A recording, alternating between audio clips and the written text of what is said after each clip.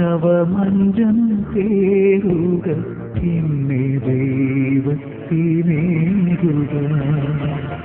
എന്റെ ജീവന്റെ ജീവനാകുന്ന മക്കളെ പോയിടത്തെ പാപങ്ങൾ കൊടുക്കുന്നവനും കർമ്മജ്ഞാനം ജിനവാനുമായ കർത്താവേ ജീവന്റെയും മനസ്സിന്റെയും നാശനം പിതാവുമത്തിനും പരിശുദ്ധാത്മാവുമായി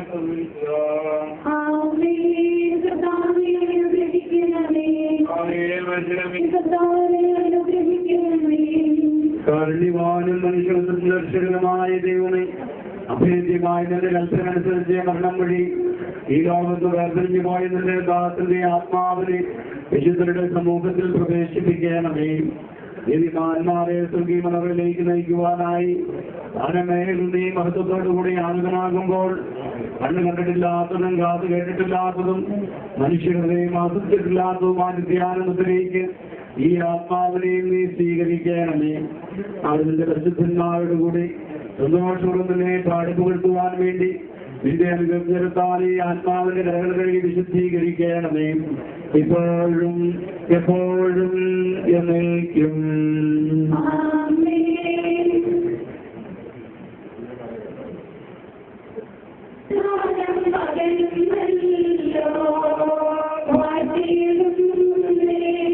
ആത്മാവിനെ സ്വീകരിക്കണമേ. അവരുടെ പരിശുദ്ധരോടുകൂടി സന്തോഷത്തോടെ നിന്നെ പാടിപ്പുകഴ്ത്തുവാൻ വേണ്ടി എന്റെ അനുഗ്രഹത്തിൽ ആത്മാവിനെ നമ്മളെ വിശുദ്ധീകരിക്കണമേ. എപ്പോഴും എപ്പോഴും എന്നേക്കും.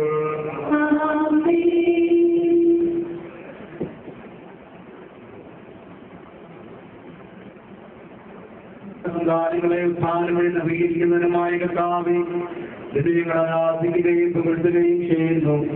എന്തുകൊണ്ടെന്നാൽ നീ ആകാശത്തിന്റെയും ഭൂമിയുടെയും രാജാവും ജീവന്റെയും മരണത്തിന്റെയും നാഥനുമാകുന്നു. പിതാവും പുത്രനും പരിശുദ്ധാത്മാവുമായ പ്രവേശിത എന്നേക്കും.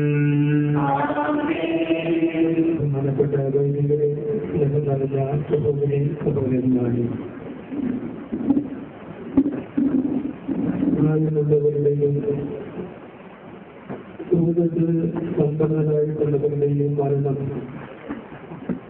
സ്വർഗത്തിനോ സന്തോഷവും ഭൂമിക്ക് ദുഃഖവും പ്രദാനം ചെയ്യുന്ന ഒന്നാണ്. സ്വർഗം സന്തോഷിക്കുകയും ഭൂമി ദുഃഖിക്കുകയും ചെയ്യുന്ന ഒരു വിടവാങ്ങൽ ചടങ്ങാണ് നമ്മൾ പ്രഖ്യാപിക്കുക. നമ്മെ ഏറെ സ്നേഹിക്കുകയും ചെയ്ത കാലത്തിലെ മത്തായിയ പാപ്പൻ ദൈവം നൽകിയ ആയുധന്റെ ജനങ്ങൾ പൂർത്തീകരിച്ച് വിഘ്നാഥിന്റെ വിളികേട്ട് ഇന്ന് സ്വർഗനാട്ടിലേക്ക് യാത്രയാകുകയാണ്. അദ്ദേഹത്തിന് വേണ്ടി പ്രാർത്ഥിക്കുവാനും അന്തിമാവതാരം അർപ്പിക്കുവാനും നാം ഇവിടെ ആയിരിക്കുമ്പോൾ തീർച്ചയായും ദൈവം അദ്ദേഹത്തിന്റെ ജീവിതത്തിൽ അദ്ദേഹത്തിന്റെ കുടുംബത്തിലേക്ക് ചുരുങ്ങിയിട്ടുള്ള നിരവധിയായ അനുഭവങ്ങളെ നന്ദി പറയുവാൻ കൂടി നമുക്ക് സാധിക്കണം. നീണ്ട 88 മത്സരം ദൈവത്തിന്റെ പരിപാലനയിൽ ജീവിക്കുവാൻ കഴിയുക, ദീർഘായുസ്സുള്ളവനായ യേശുവിനെ ഭക്തിക്കുവാൻ കഴിയുക എന്നത് തന്നെ ദൈവത്തിന്റെ വലിയ അനുഗ്രഹങ്ങളിൽ ഒന്നാണ്. നമുക്കറിയാം, ദൈവത്തെ സ്നേഹിക്കുന്നവർക്ക് നൽകുന്ന പ്രത്യേക വരദാനങ്ങളിൽ ഒന്നായിട്ടാണ് വിശുദ്ധ ഗ്രന്ഥത്തിലെ ദീർഘായുസ്സിനെ കുറിച്ച് സൂചിപ്പിച്ചിരിക്കുക.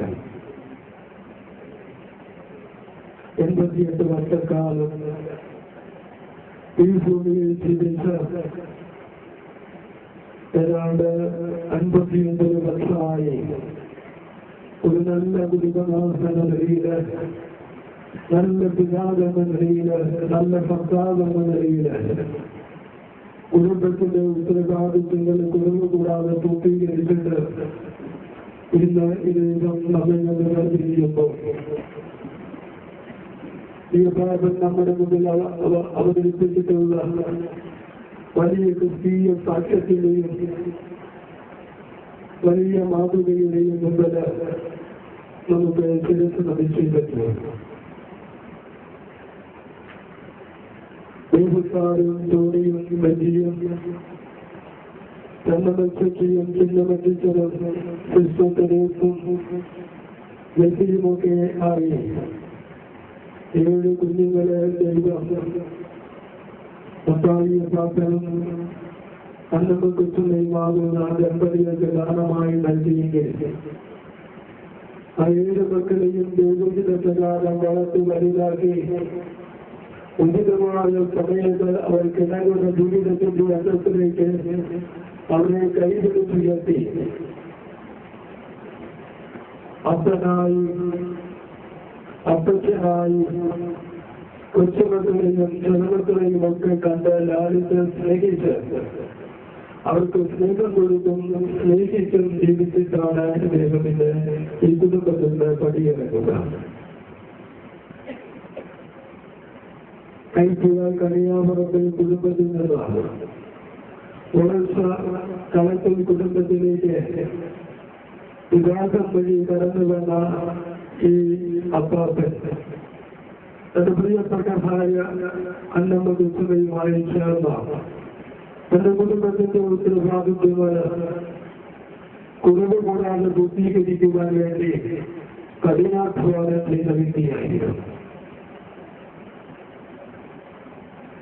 19 വർഷങ്ങൾക്ക് മുമ്പ് തന്റെ കുഞ്ഞുങ്ങളെല്ലാവരും നല്ല പഠിപ്പുള്ളവരായിരിക്കണം, അവർ സമൂഹത്തില് നല്ല നിലയിലെത്തണമെന്ന ദീർഘവിശ്വാസത്തോടുകൂടി ഈ മക്കളെല്ലാം നല്ല നിലയിൽ പഠിപ്പിച്ച്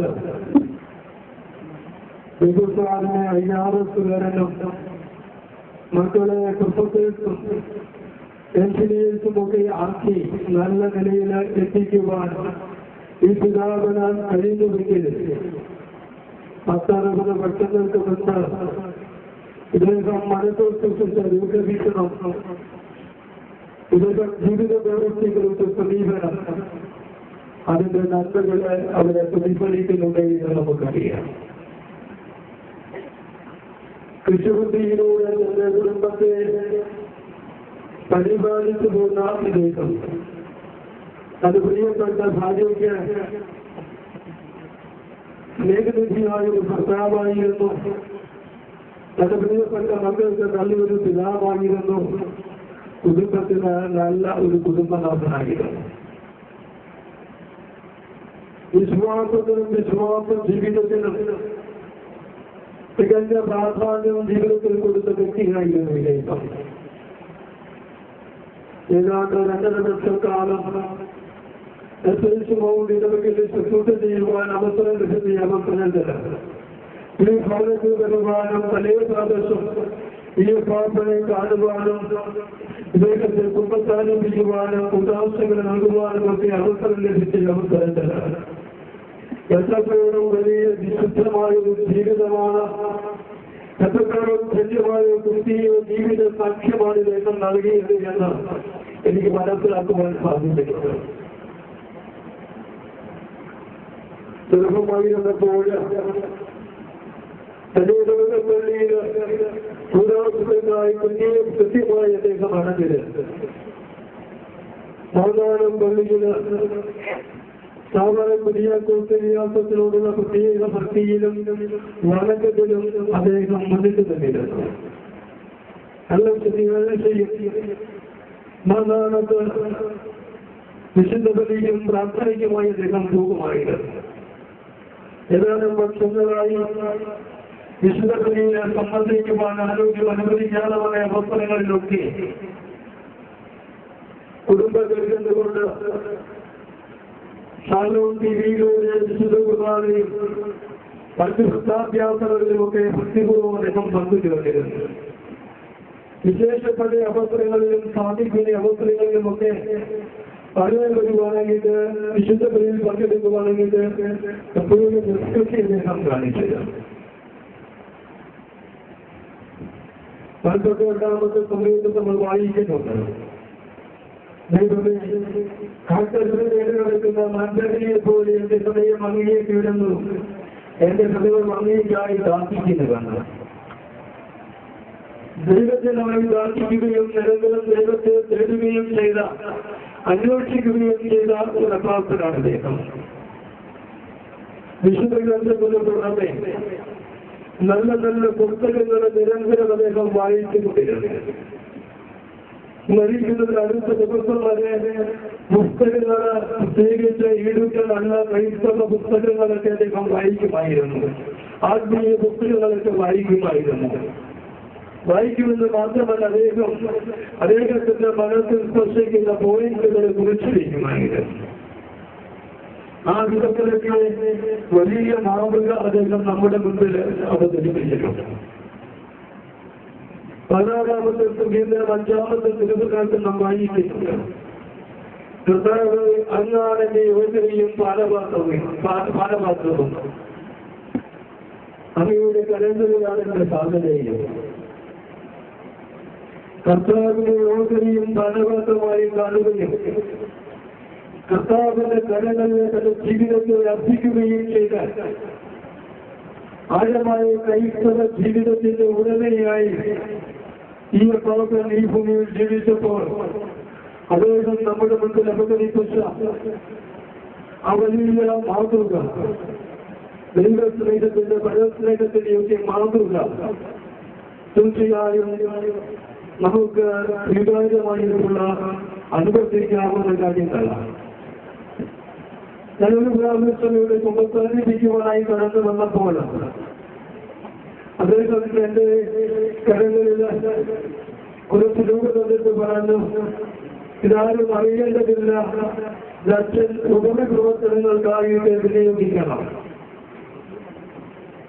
ഈശോ പറഞ്ഞു, നിങ്ങളുടെ ഇടത് കൈ ചെയ്യുന്ന നന്മ വലത് കൈ അറിയരുത്, വലത് കൈ ചെയ്യുന്ന നന്മ ഇടത് കൈ അറിയരുത് എന്ന്. തികച്ചില്ല. മനുഷ്യർക്ക് നന്മ ചെയ്യുവാനായിട്ട് മനസ്സെന്താണെന്ന് വെച്ചാൽ അദ്ദേഹത്തിന്റെ തീക്ഷ്ണമായ മനസ്സാക്ഷിയുടെ ഒരു ഉദാഹരണത്തിൽ ഒന്നായിട്ട് ഞാനിതിനെ കാണുകയാണ്. തന്റെ പ്രിയപ്പെട്ട മക്കളെയൊക്കെ ഏറെ സ്നേഹിക്കുകയും അവരുടെ ഉൾക്കത്തുകളുടെ നിരന്തരം പ്രാർത്ഥിക്കുകയും ചെയ്തു. തന്റെ മക്കളിൽ ഒരാളെ തെരേസിനെ ക്രിസ്ത്യൻ സന്യാസസഭയ്ക്ക് നൽകിക്കൊണ്ട് ദൈവ ശുശ്രൂഷയ്ക്കായി തന്റെ മകളെ തെരഞ്ഞെടുത്ത് നൽകിയ ദൈവത്തിന് എത്തിച്ചു കൊടുത്തു. ആഴമായ ഹൃദയബന്ധമാണ് പാപ്പന് തന്റെ ഭാര്യയായ അന്നമ്മക്കുണ്ടായിരുന്നത്. വളരെ സ്നേഹത്തോടുകൂടി അവർ സംസാരിക്കുന്നത് നിലവിലുള്ളത് ഞാൻ കണ്ടിട്ടുണ്ട്. അത്രയും വിപരീതം അവരെപ്പോഴും പ്രാർത്ഥിക്കുമായിരുന്നു, സ്വന്തമായിരുന്നു, ബൈബിള് വായിക്കുമായിരുന്നു, കരുണക്കൊണ്ട് ചെന്ന് പ്രാർത്ഥിക്കുമായിരുന്നു. ആഴമായ ഒരു സൗഹൃദം, ആഴമായ ഒരു ബന്ധം തന്റെ പ്രിയ ഭാര്യയുമായി പങ്കുവെച്ചതിനേക്കാൾ തന്റെ ജീവിതത്തിന്റെ അവസാന വിനാഴിക വരെ വിശ്വസ്തയോടുകൂടി ദൈവത്തിന്റെ പദ്ധതിയിൽ ജീവിച്ചു. ദൈവം അദ്ദേഹത്തെ പല തരത്തിൽ അനുഗ്രഹിക്കും. പല വിദ്യാസമ്പന്നരും സമൂഹത്തിലുള്ള നല്ല മാന്യമായ ജോലിയുള്ള ആളുകളൊക്കെ അദ്ദേഹത്തിന്റെ മക്കളെ ഉയർത്തി.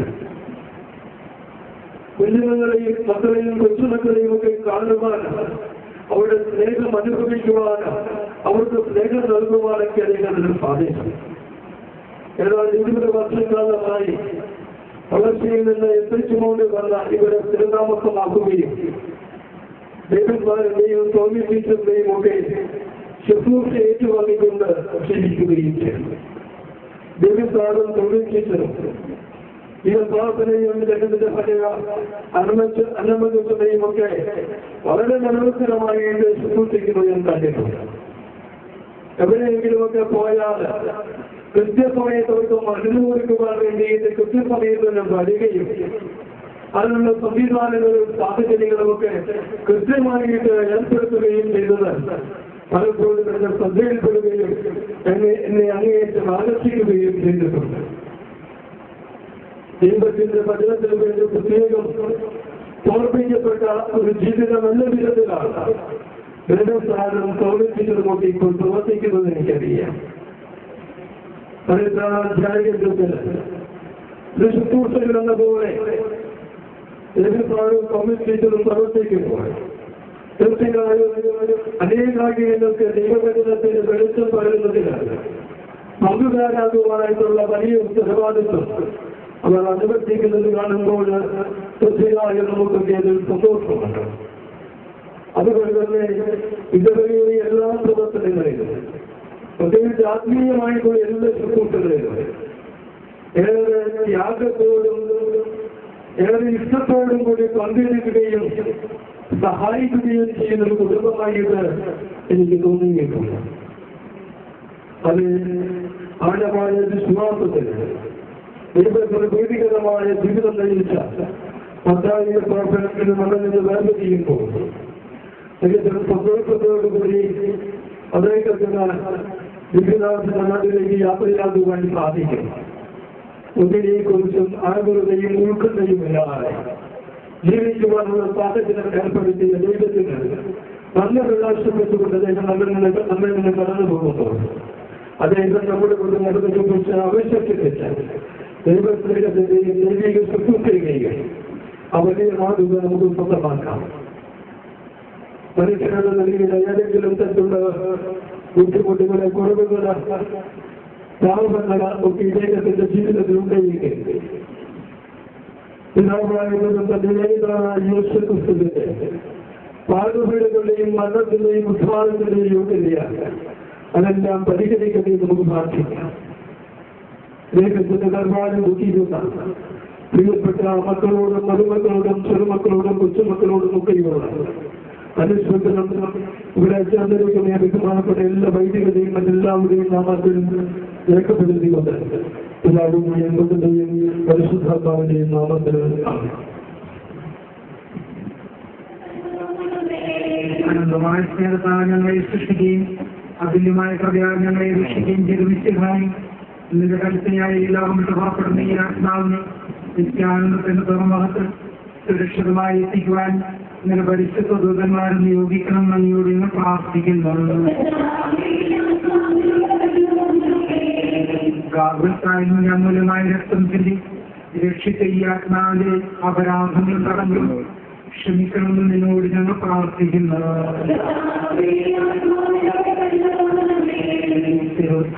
മനുഷ്യവർഗത്തിന് പ്രതീക്ഷയും ശരണം പ്രദാനം ചെയ്ത നിശ്ചയമായി ഇത് ദിവസത്തിന്റെ മഹത്വത്തിന്റെ പ്രഭയായി ഈ ആത്മാവിനെ പ്രകാശിപ്പിക്കുകയും സ്വർഗരാജ്യത്തിന് അവകാശിയാക്കുകയും ചെയ്യണമെന്ന് നിന്നോട് ഞങ്ങൾ പ്രാർത്ഥിക്കുന്നു.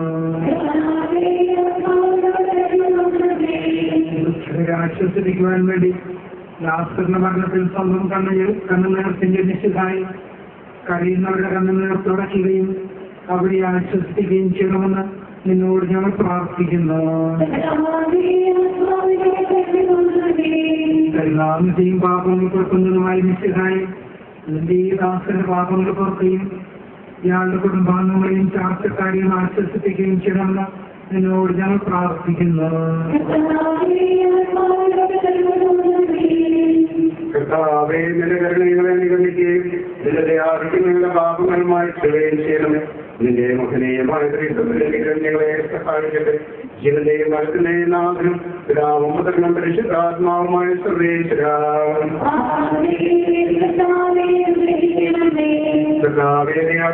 ഭൂമിയിലെ സുന്ദരകനാകുന്നു. ഞങ്ങളുടെ ജീവന്റെ കാരണവും ആത്മാവിന്റെ പ്രത്യാശയും നീയാകുന്നു. ജീവന്റെയും മരണത്തിന്റെയും നാഥനും പിതാവും പുത്രനും പരിശുദ്ധാത്മാവുമായ സർവേശ്വരാ. മരണം വരുമൊരു നാളോർക്കുന്നമർത്യാമേ കൂടെ പോരും നിൻ ജീവിതം സകൃത്യങ്ങൾ ചെയ്യുവതീ അലസല കൂടാതെ.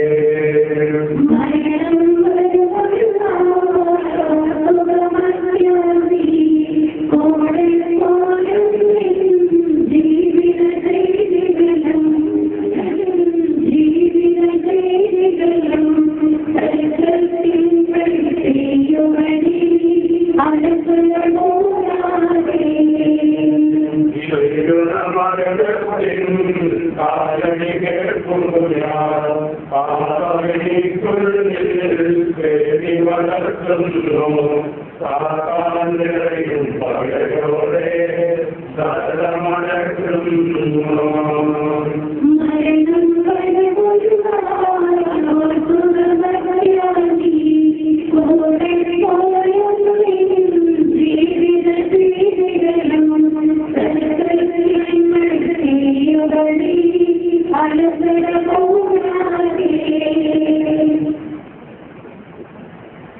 ഞാൻ നല്ലവണ്ണം യുദ്ധം ചെയ്തു, ഞാൻ എന്റെ ഓട്ടം പൂർത്തിയാക്കി, എന്റെ വിശ്വാസം ഞാൻ സംരക്ഷിച്ചു.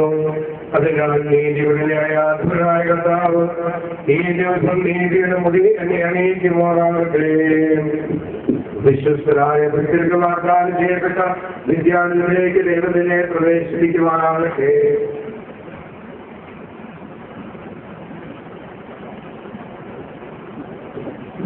മൃഗമായി നാം പരിപാലനത്തിലേക്ക് പോവുകയാണ്. ഈ വഴിയെ പോയി എംസി റോഡിലേക്ക് കയറുമ്പോൾ അവിടെ നമ്മൾ റോഡ് ക്രോസ് ചെയ്ത് റോഡിന്റെ വലതുവശത്തൂടെ പോയിട്ടാണ് യശോമതിലേക്ക്.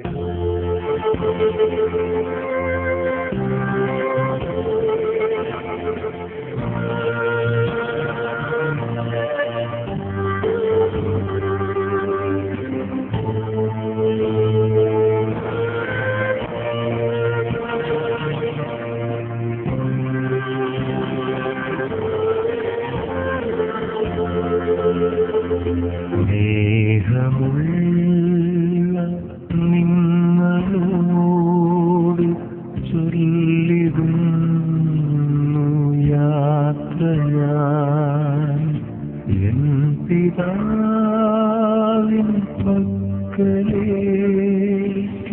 പോയിടുന്നു ഞാൻ മുതാ.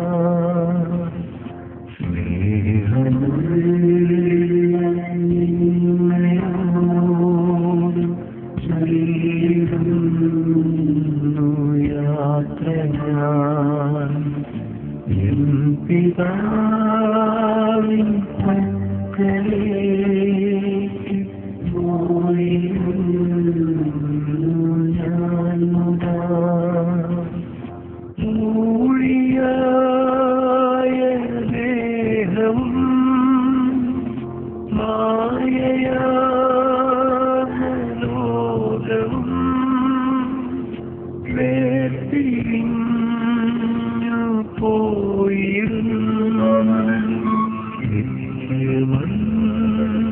മന്ദിരത്തിൽ ഞാൻ.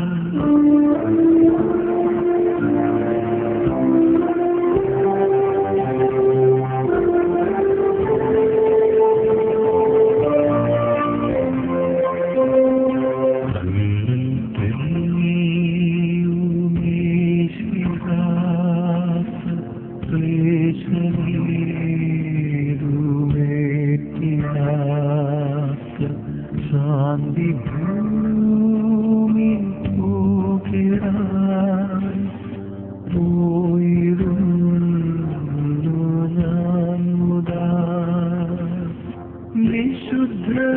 വിശുദ്ധരത്തു വാഴുവാൻ ഈശനെ പുകഴ്ത്തുവാൻ ദൈവദൂതരൊത്തു നിത്യ